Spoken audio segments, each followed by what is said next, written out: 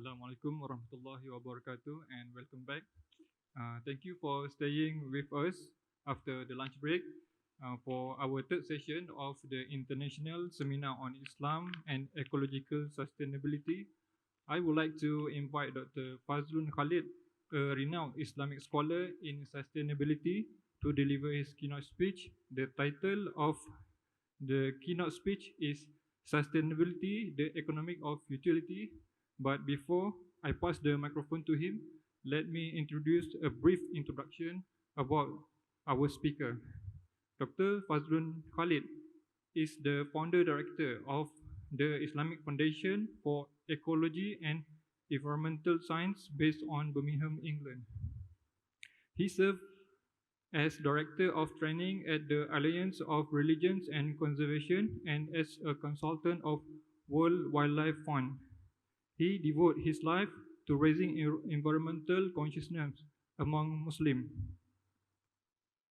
Most importantly, he is one of 5 Islamic scholars who were involved in crafting the initial document on Islamic Declaration on Climate Change.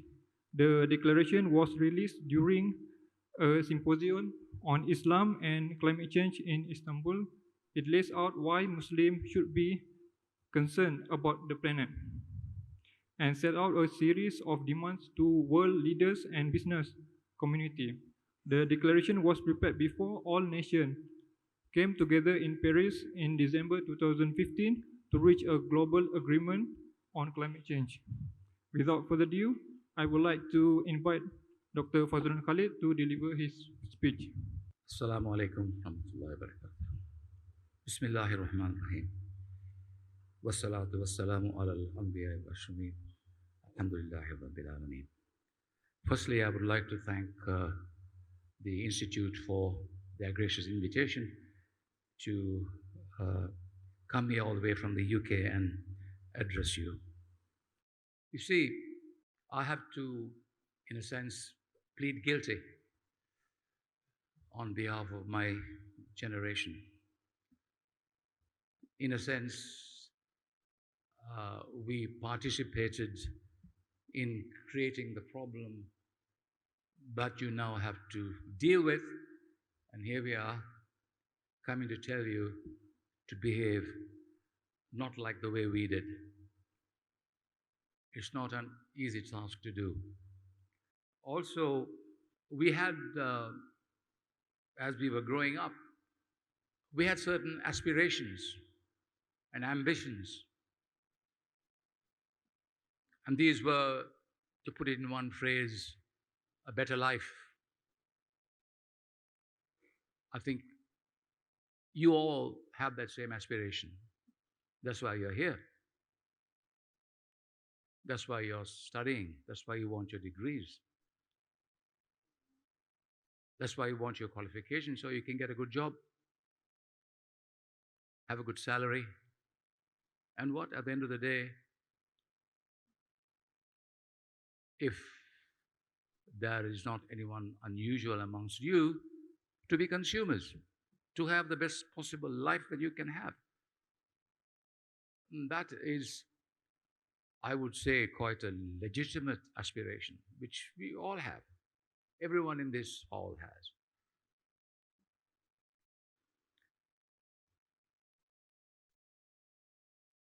In trying to explain how we got to the situation in which we are now saying it's the end of time, I would like to have a macro look at this. The previous speakers have given solutions and produced ideas which I would call as micro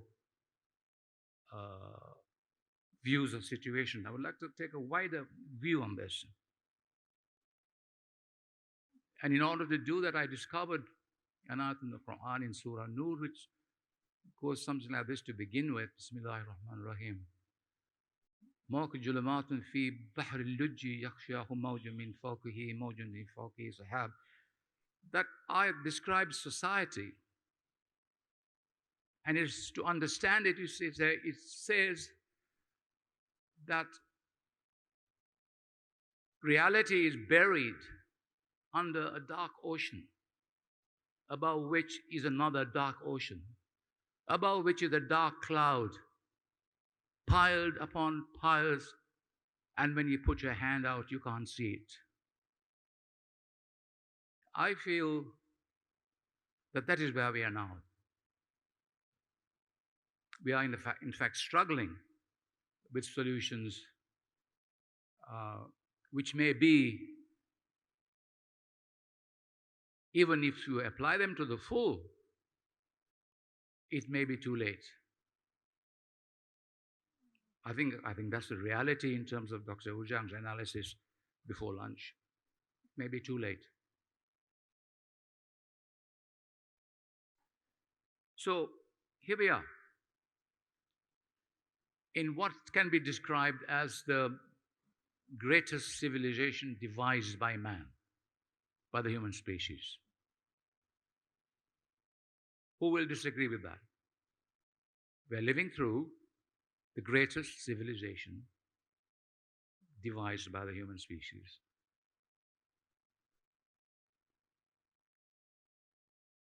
But, and how come, as the minister said in his statement, his opening address, that the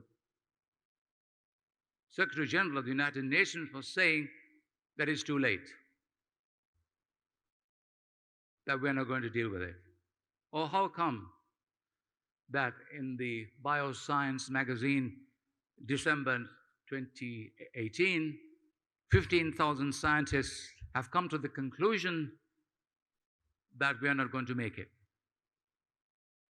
How come that in the Millennium Ecosystems Assessment, or every communique before the climate crisis, like it happened 2 days ago with the Secretary General, people are saying it's too late? People like, phrases like the end of time, the end of nature, the end of the world, Armageddon, and so on and so forth. So this great society that we enjoy, but we must also be careful here, because not everyone enjoys the kind of lifestyle that we enjoy. And Malaysia is classified as the developed world, like in Europe and the United States, Japan, Australia. And there are people who are underdeveloped, undernourished, which the Sustainable Development Agenda is aiming at to try and elevate their futures. But be that as it may, we are, at least here, enjoying a good lifestyle. And we want better and more, and better and more and more. But where is it all coming from?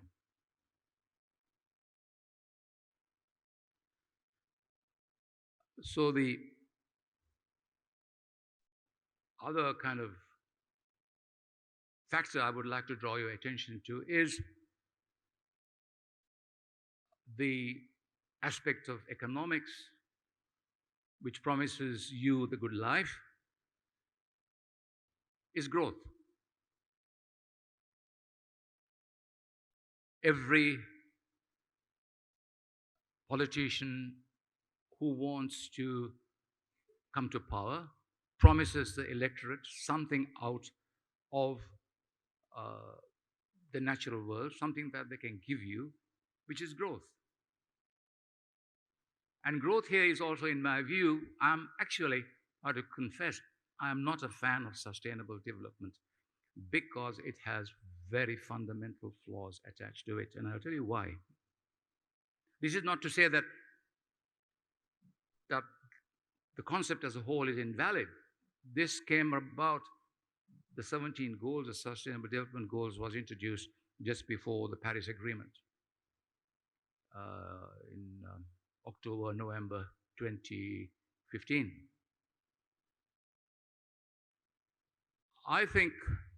I hold the view that because of our assault on the natural world, it takes 20 months for the earth to regenerate what we have already used up in 1 year.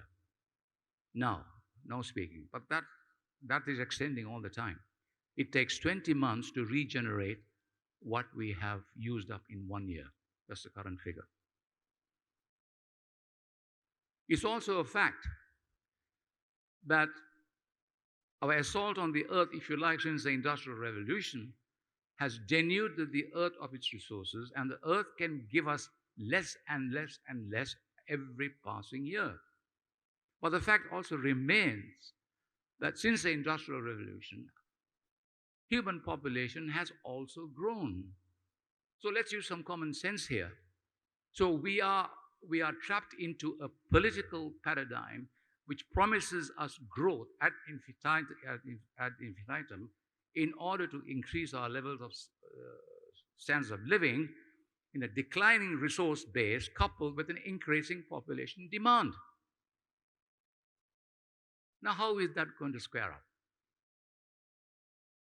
These are fundamental facts I'm telling you. A decreasing resource base with increasing population growth demanding more from the globe. Now, how are you going to square that circle?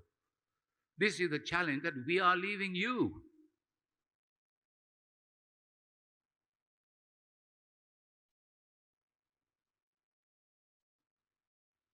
So, we have to change. We have to change our lifestyles. We have to demand more from the environment. One of the reasons why the Kyoto Protocol did not get ratified in 2012, as it should have been, was because the nation states were vying with each other for low reductions in carbon emissions because they wanted to keep their promises to their electorates in order to increase their standards of living.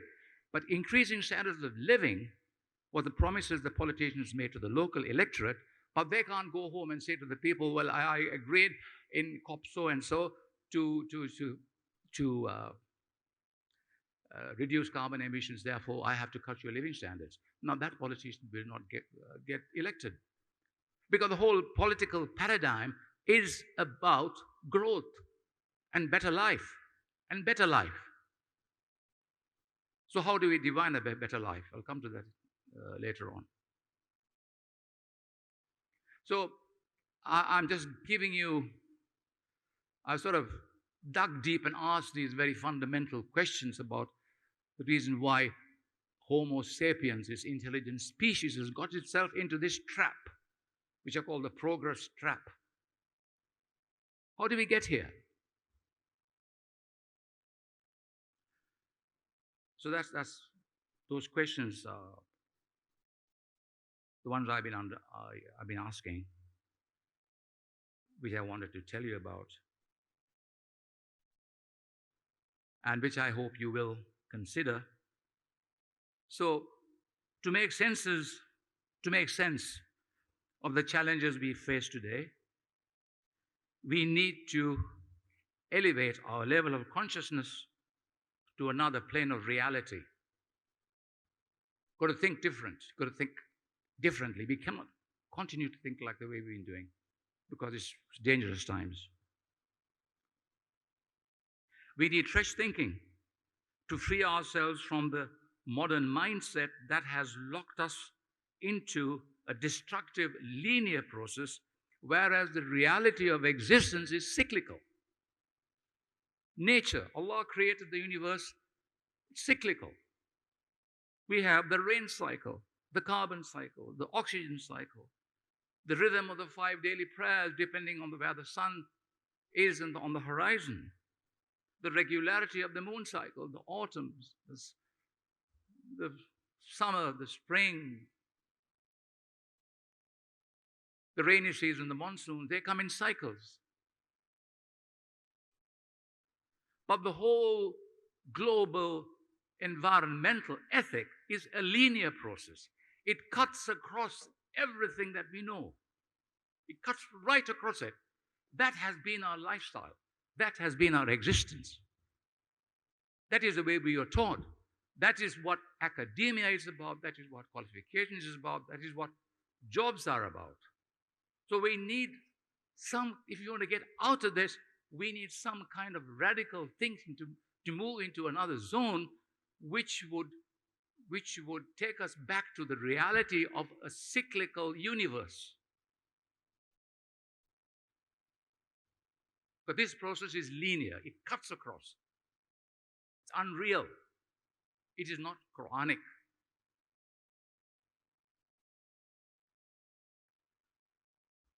The secular world, with its questionable definition of progress, ignores this existential reality derived from Enlightenment thinking. It saw history as one continual improvement in only one direction. The materialistic outlook has brought us in the new millennium to global systems collapse, and which is controlled by an exponential factor embedded in the linear movement. Clive Ponting, historian who wrote the green history of the world, says quite categorically that European thinking in the 18th and 19th centuries was that bad times are over, and for them at least, because they had all the world's resources at their fingertips, it would be nothing but continual improvement, totally ignoring the damage they were causing in the rest of the world in order to make themselves rich.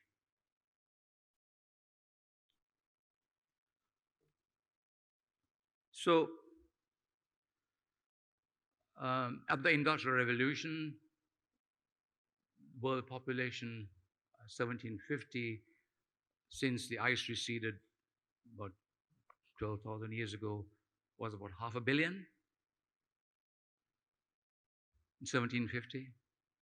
In 1900, it was 1.5 billion. There's a billion increase in 150 years compared to a billion in 12,000 years. But from 1900 to 20,000, it was over 6 billion. Over 6 billion. That's what we call the exponential factor. The exponential factor is tied up into this whole process which we call the linear economic growth movement.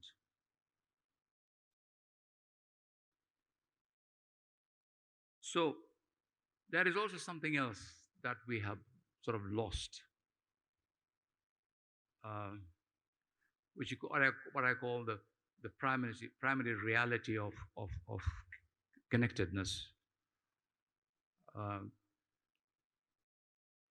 How many of us are conscious of the fact that there is not a thing that we can do without ultimately impacting on the natural world, not even sneeze.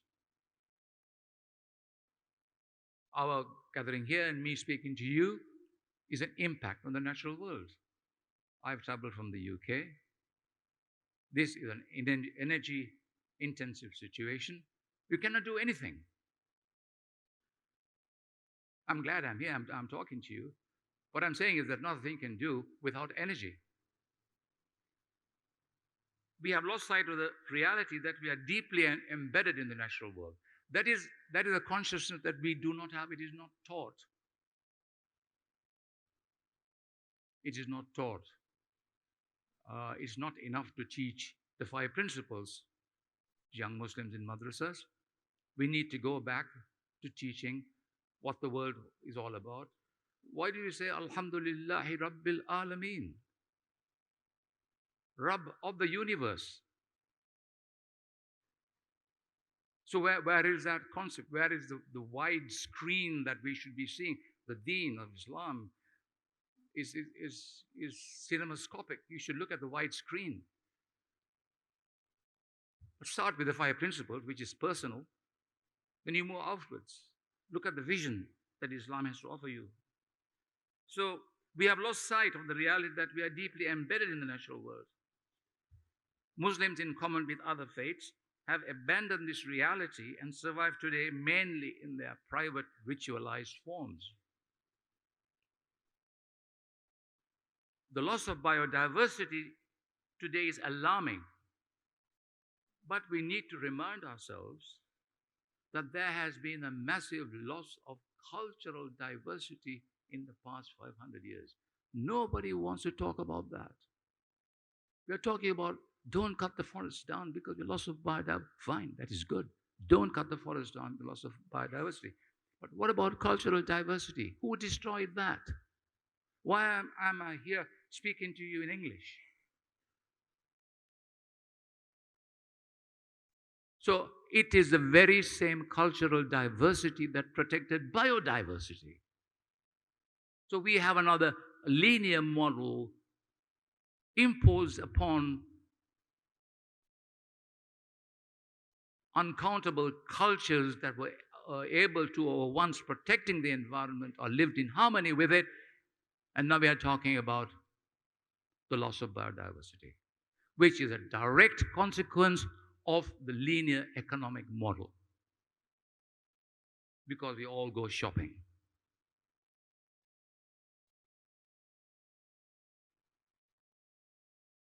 And this is quite recent.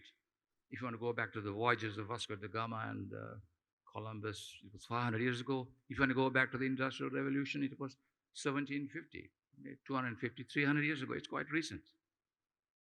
But the human race did live and did function and did grow, and we did have civilizations long before this economic growth paradigm was introduced. These economics, didn't we?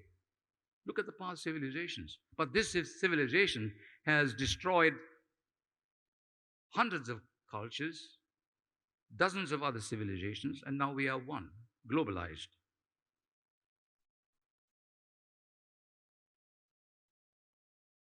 So, in spite of all this, that is how I'm an optimist. If I wasn't, I wouldn't be here. Wide scope for recovering humankind's balance with the natural world. And here I'm quoting again Dr. Ujang's quote of the Quran, Surah Rahman.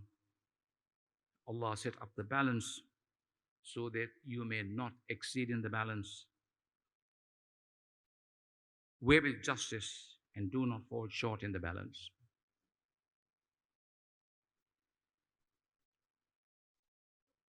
So that is kind of a potted evaluation of where I think we are in terms of our existence, a very summarized form of putting it across to you in the time I have about where I think we are and what I think has gone wrong. I call it an evaluation. The next section, I'm going to deal with what I call a deconstruction.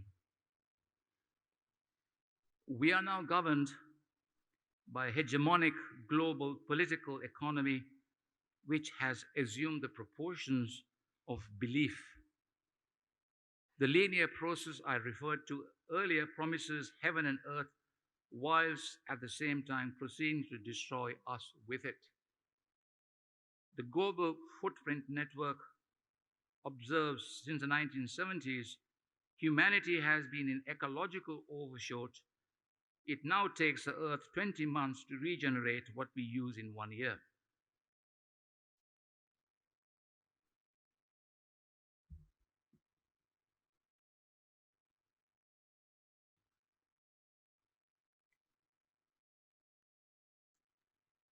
So, what is our global carbon footprint? Uh, the Americans is about 80%. The Europeans is about 60%.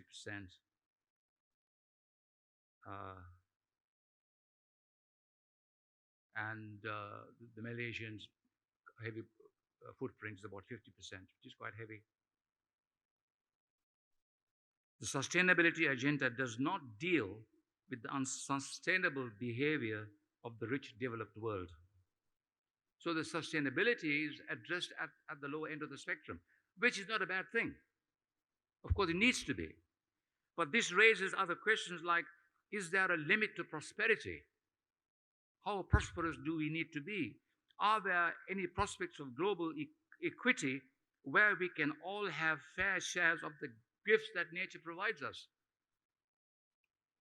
Will the developed world tighten their belts to enable the sustainable development agenda to work in the poorer parts of the world without creating further havoc to planet Earth, our only home? So you cannot address sustainability to one section of the global population, which to start with I think is a good idea, but not looking at the 1% of the other people who are accumulating global wealth ad infinitum. 1% is the global 1% is supposed to own about 90% of the world's wealth. How can that be sustainable? So the economic growth agenda is joined at the hip also with debt.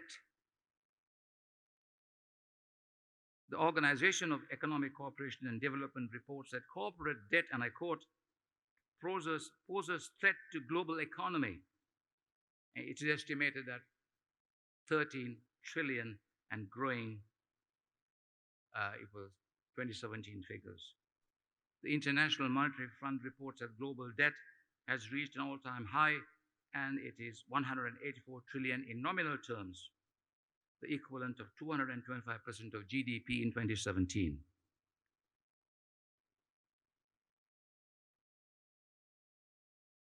The Malaysian percentage in terms of GDP is 54% in debt. We can now begin to discern connection between debt, the growth agenda, and the ecological crisis. We're talking about connectedness. Here is connectedness. We need to connect. Look at the wide screen of how our lifestyles impact on the earth, on the environment. Every single country is in debt, and the most indebted country in the world is the United States of America. All our dreams are built on debt, and the American dream is built on debt. Debt is virus money created by the fractional reserve banking system from nothing. Now, this very basic fact about money, which we use from the time we wake up to the time we go to bed, is not in fact taught in schools. Money is created out of nothing in the fractional reserve banking system. So I have to ask the question from educators, why aren't you telling children these basic facts of our life before they have their pocket money? But it's a puzzle. Anyway, you know now. So, and lives off usury, interest, riba, where it is totally forbidden in Islam. And I quote from the ayah of the translation, those who take riba, those who take riba will rise up on the day of reckoning like someone tormented by Satan's touch. Banks create money out of nothing and charge interest on it. This practice encapsulated the phrase, the fractional reserve banking system. This virus money is then deployed to enhance our lifestyles, the ultimate source of which is the natural world. Nature is now hitting us back. The fact of the matter is, the money we have in our pockets is in fact virus-like. You're not going to like it, but you're going to spend it anyway, and you're going to have a good time with it. Time now, what do? Time now to redefine buzzwords such as prosperity, progress, development, and growth, if not ditch them altogether. Now, who is going to, and replace it with what? Replace them with one idea, and that is equity, balance, mizan. So if the system, if the systemic model, so this is another puzzle. Nation states got together and said, there's climate change, let's get together and talk and let's get this sorted. And they have, after a fashion, and they meet every year, and wondering if progress is really being made. But if at the very root of it is something that is, in fact, triggering off the whole exercise, then why are we not examining that? Another question that I've been asking. You could ask it as well with total legitimacy. Why are you not addressing that issue?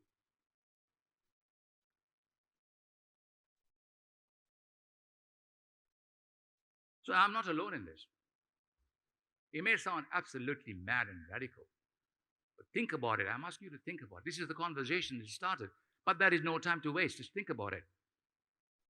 The UK-based and well-respected the New Economics Foundation observes, and I quote, "Nothing short of a great evaluation to a new economy is necessary and desirable, and also possible. Business as usual has failed. Yet prime ministers, finance ministers, governors of central banks, and still running around trying to allay fears and convince us that this is not the case." So economics goes on and there's growth.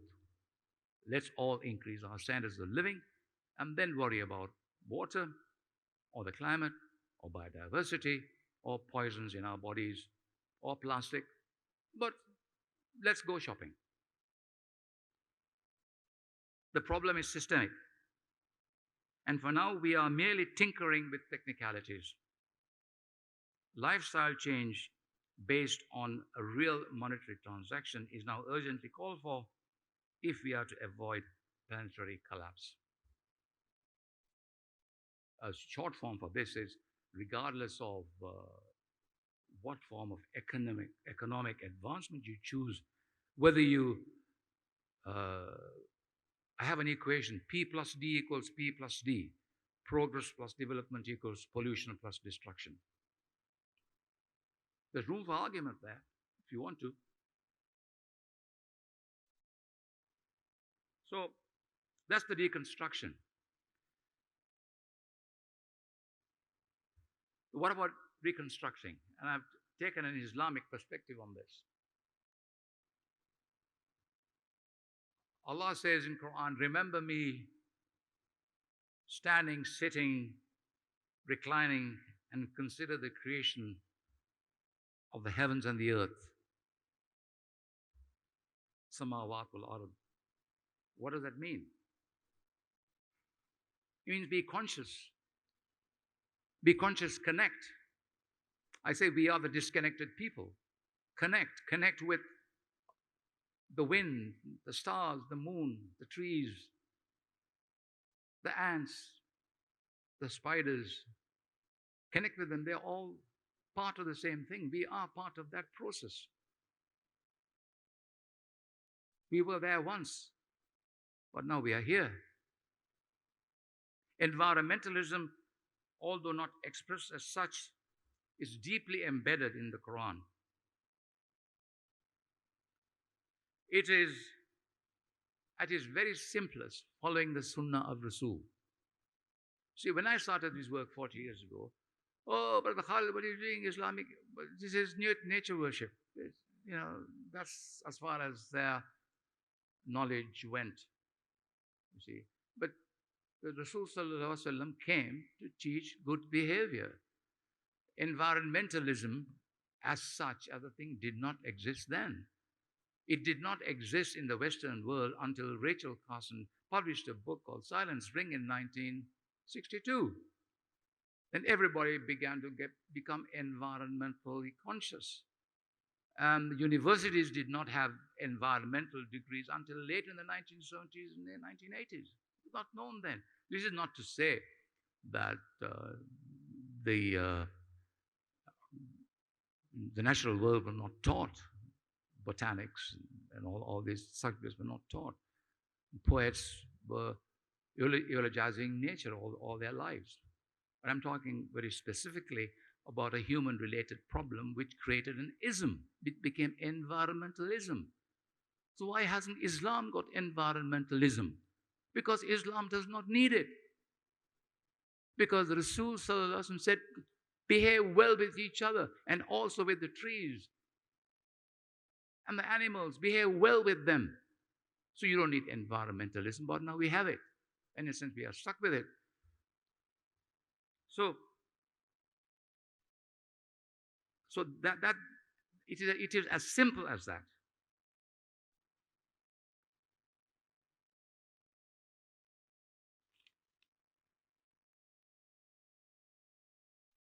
The holistic ethic is integrated in the Islamic worldview and is encapsulated in the following verses, which is Surah 51, 2021.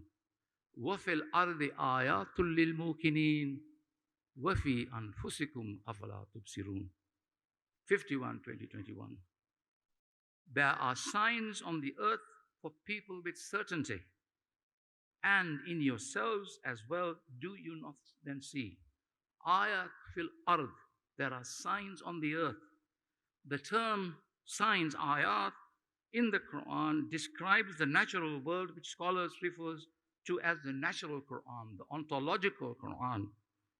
The earth is the Quran of Allah's creation, and the signs in the self are both inwardly and outwardly manifest, is a reflection of how we relate to His nature. The Quran is an ayat of Allah. The crowd is an ayat of Allah. That is His creation. And it works in certain ways. And it is for us to recognize it. Now you turn the Quran into any page randomly, more than likely, 7 or 8 times out of 10, you will get a reference to the natural world. And I would also stick my neck out and say, cutting a tree down is like tearing a page out of the Quran. Quran says, An-najmu wa-shajaru yasjudan. The trees, the plants and the trees bow in adoration to Allah. What does that mean? The tree is doing exactly what it is expected to do. Keep the soil safe, lock carbon dioxide, photosynthesis, absorbing carbon, producing oxygen. If you cut all the trees down, where is the oxygen going to come? This is madness. How much oxygen will palm trees give us? They give us oil.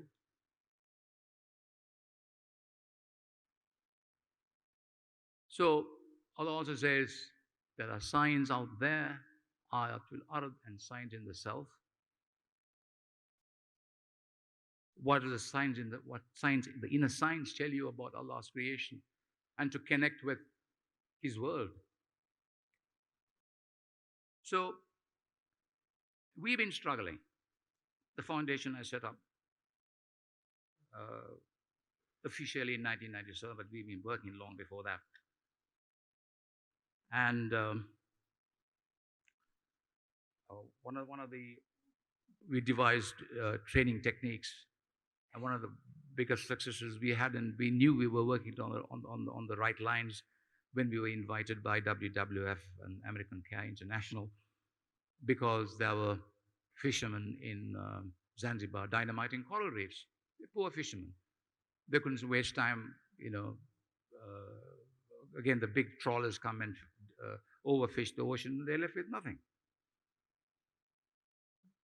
So they invited us for the first time, this was tried internationally, and come and do a workshop for us.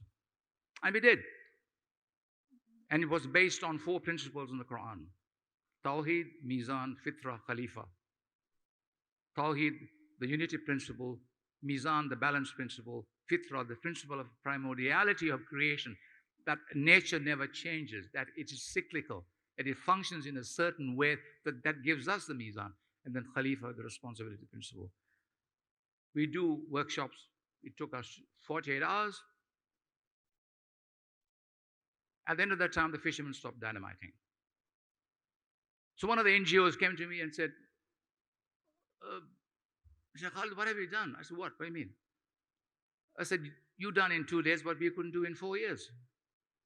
And the reaction of the fishermen were, we can break the government laws, but we cannot break Allah's laws. You see, so it works. You can apply these principles in the Quran and it works in your daily lives. Another thing that I was talking to the professor about it over lunch is that there is a fiqh which is evolving called fiqh al-biya. Again, it's in the book that I've just written, and we need to look at this more because fiqh al-biya talks about the harem system, the hima systems, the ijara, the iqta systems, land reclamation systems, and using the principles of the Sharia, you can have conservation zones.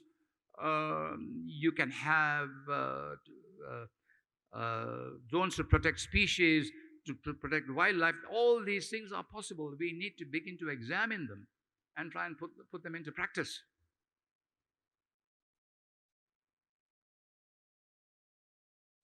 So there are two ideas we've come up with. The first is the idea of ilm al-khalq, knowledge of creation. And we are working on themes and we are encouraging scholars to join us and expand this kind of work that we're doing and not only expand it, but also put it out. Education is very important. And it has to be done quickly. We need to, we've been working in Indonesia for quite a while. It's been a success story. They've been using our material, and they've developed their own as well, including the ideas behind fiqh al-biya. And it can be done. And it needs to be done because whether the politicians want to change the economic system or not is another matter, it's another debate. Because they really don't know what to do, actually, except to grow and grow. The planet never grows. So ilm al-khalq is one, and fiqh al-biya is the other, which you perhaps can develop and evolve and introduce them into your communities, these ideas. Go to the mosques. Begin to be active. If that message I can give. Begin to be active. Take the lessons given to you by the previous speakers and ask the congregations to implement them. This is being active. Whether the system will change or not, I really don't know. I really don't know. If the system doesn't change, the whole system will change anyway. And you're going to meet challenges in your lives. But take what you know. Go to your communities. You've been given a lot this morning. Inshallah, the next week I will tell you more what can be done, the river systems and so on. But it's time to begin to be active and get more people involved into this whole business. Because everyone is needed. You see, this is the only problem. This is the only issue. I can stand here and say that every single one in this room has been responsible for, consciously or unconsciously, because of the way we live. I can also say with the equal degree of emphasis that every single one in this room can be positive for the future, can change. Every single one of you can change the future. And the lessons are simple. It takes a bit of determination to move forward. So, the world is yours. I know from the work I have been doing that Islam has much to give the world, particularly in the area of concern that we have been discussing just now. We have a teaching method, and all we need is the will to bring this to the surface. And you said this institution has a leading role to play. This Islamic institute has a leading role, a thinking role and an acting role to play. And it's also possible if the Islamic supranational organizations working in the field support this endeavor and seek a stronger, wider remit.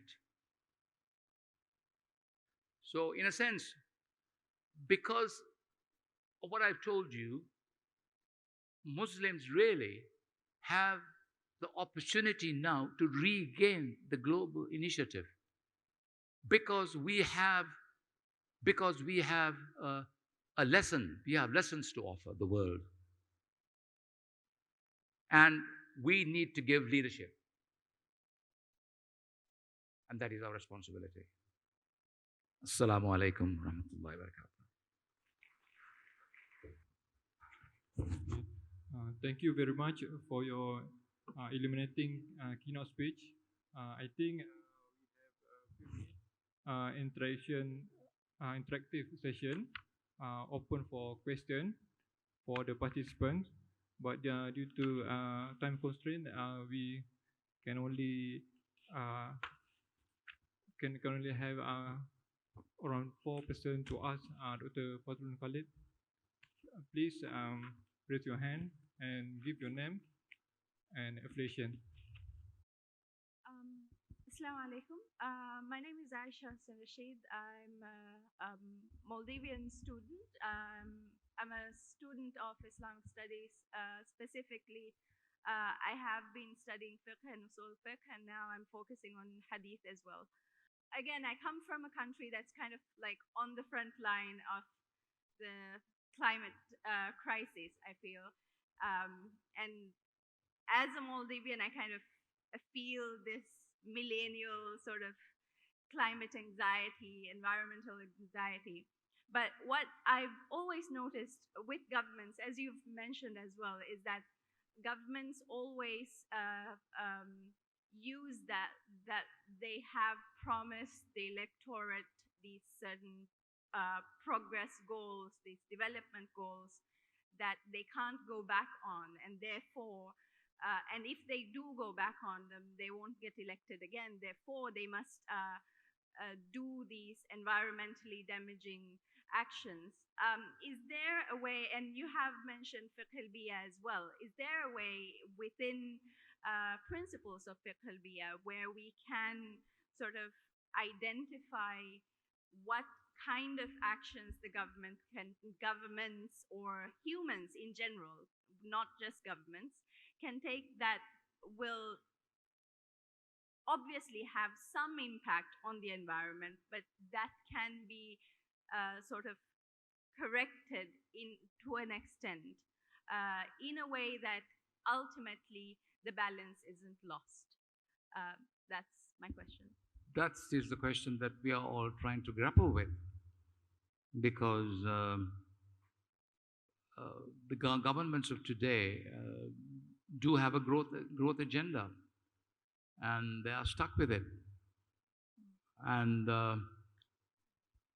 I don't think the sums have been done, but at the same time they maintain the growth agenda, they then commit themselves to the Paris Agreement to reduce climate change.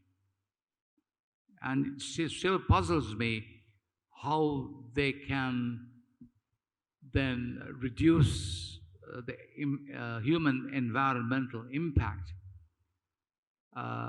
if, on the one hand, they are following the Paris Agreement principles, and on the other, they are promoting growth. It doesn't add up. It doesn't make sense. It doesn't make sense. But one of the ways that government do deal with is by taxation. They tax overconsumption of water. They put fuel tax, which is unpopular. They put a road tax, which is again unpopular. But these are all consumer issues. There needs to be a kind of groundswell of change from the bottom up, where the citizenry is expressing concern about what is going on and the way that politicians are leading us. And politicians also need educating. You see, at one conference in London, in England, the crowd over there, and said to them, how many of you, if you are really interested in climate change and if you're really interested in the human corruption of the earth, if I was Prime Minister and I said I put a 10% extra tax on you and charge 15% on petrol, can you put your hands up? Nobody did. Nobody did. So, in a sense, there is also power with us. We all hold power too. And that is part of the so-called democratic system, if you want to be part of it, you can influence politicians in the same way. In England, there's a Green Party. Is there a Green Party here in Malaysia? I don't know. So there are certain strategies that you can adopt. For example, will you stop shopping? I mean, will the economic advancement of this country be affected by the way you behave? These are all concerns that politicians have in order to maintain power, and they use you in order to maintain power. So what I'm really saying is there needs to be a political impulse in the way that people think their country should be governed, and being sensitive to the impact the humans are having on the natural earth and how they could reduce the human impact is by less consumption. There's also a growing world movement called degrowth, the negative growth movement, because people are seeing that you cannot continue to have growth. How do you have degrowth? So will you subscribe to that? These are questions always that comes back to you. You see? In the UK, there's got this Extinction Rebellion whole movement, and they want carbon reduction by 2025. But they're not, even they are not talking the political language. They want carbon reduction. At least it's the beginning. You see, but there are NGOs here who can start a dialogue about these very fundamental issues and begin a movement which will influence politicians, inshallah. Okay, again, I would like to thank Dr. Fazlul Khalid for his keynote speech.